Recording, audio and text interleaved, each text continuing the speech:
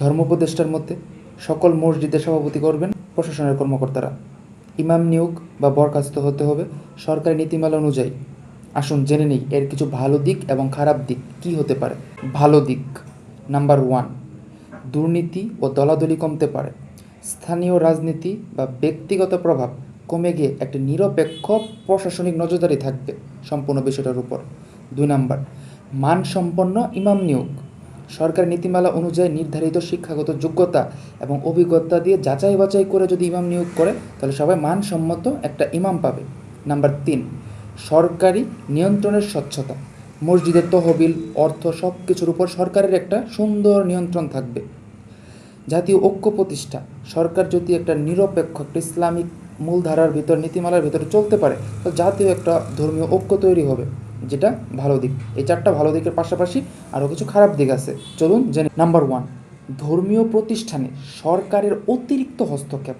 আমাদের সরকারগুলো হয় সেকুলার, তারা আমাদের ধর্মীয় ব্যাপারে হস্তক্ষেপ করলে আমাদের ধর্ম উন্নতির দিকে না বরং অবনতির দিকেই যাবে। এটা খুব নেতিবাচক একটা প্রভাব পড়বে আমাদের ধর্মে এবং এটাকে আমি একটা হস্তক্ষেপ বলে মনে করি। নাম্বার 2, ধর্মীয় ও রাজনৈতিক দ্বন্দ্ব।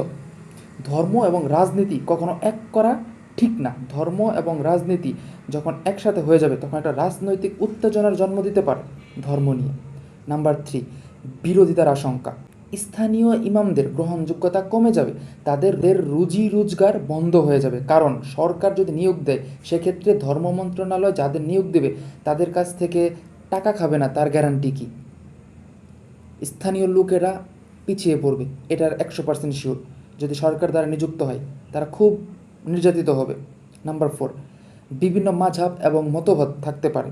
এক এক মাযহাব এক এক নীতিমালা এক এক রকম, তাদের সাথে আগে কথা বলে নিতে হবে, মতবিরোধ ঠিক করতে হবে, অসন্তোষ ঠিক করতে হবে, নয়তো এই মতবিরোধ এবং অসন্তুষ্টের জন্য ধর্ম এবং রাজনীতি নিয়ে একটা বিশাল হট্টগোল তৈরি হয়ে যাবে। এই সিদ্ধান্ত ভালো উদ্দেশ্যে নেওয়া হলেও বাস্তব এবং কল্পনা দুটো মিলিয়ে একটা ধর্মের জন্য একটা সংবেদনশীল বিষয়, যেটা নিয়ে আরও বিবেচনা করা দরকার।